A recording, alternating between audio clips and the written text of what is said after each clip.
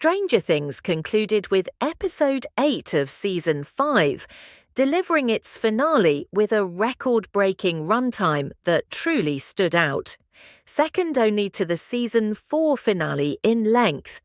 And while it's debatable whether the story told in this single episode could have been spread across multiple episodes, what I really want to focus on here is what actually happened, what comes next, and what all of this ultimately meant.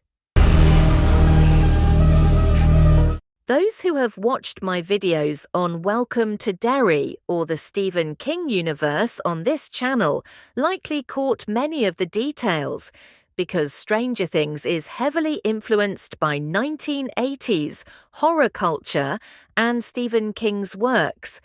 And while discussing whether this counts as stealing is pointless, since adapting and reinterpreting existing ideas is legally and creatively acceptable, especially in an era where fully original stories are nearly impossible, the show is clearly built on homage rather than imitation, much like how characters such as Omni-Man or Homelander are inspired by Superman without being copies. Nearly everything in Stranger Things feels borrowed from somewhere, from Eleven's nosebleeds and storm-like powers to the deeper narrative structure, which draws most strongly from Stephen King, whose stories often center on children being targeted, manipulated, or fed upon by evil entities, particularly Pennywise.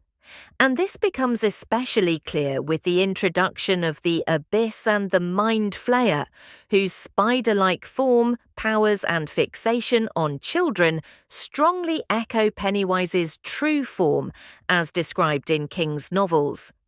While the show never copies these ideas outright, it reworks them into its own mythology.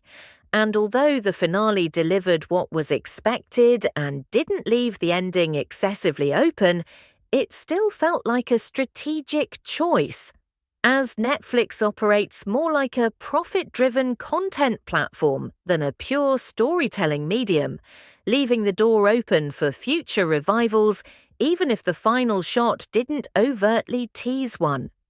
Vecna's defeat felt necessary rather than rushed, given that he was attacked on multiple fronts at once, and although many criticized his quick downfall, it made narrative sense, especially since the true villain, the Mind Flayer, was never truly destroyed,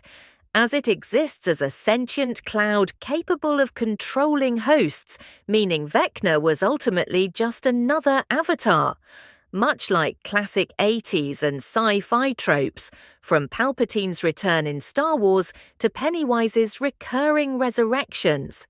Death is rarely permanent in stories like these, and despite hints that Henry was manipulated, he never accepted that idea, mirroring Anakin Skywalker's denial of Sidious's influence, because such entities thrive on making their victims believe everything is their own choice. In the end, the Mind Flayer's goal was revealed to be pure consumption and annihilation, moving from world to world through interdimensional portals, much like the invaders in Pacific Rim. And although Upside Down's destruction severed its connection to the real world, its existence wasn't truly erased. Ultimately, while many viewers were dissatisfied, I found this to be one of the best finales the series could have achieved, even if trimming certain scenes and strengthening the action would have improved it. And despite inevitable budget debates, especially when compared to Welcome to Derry,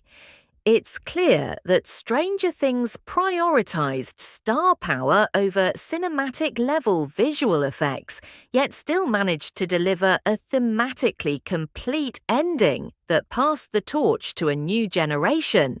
even if consistent theorizing was never truly possible for a series that only revealed its core truths at the very end.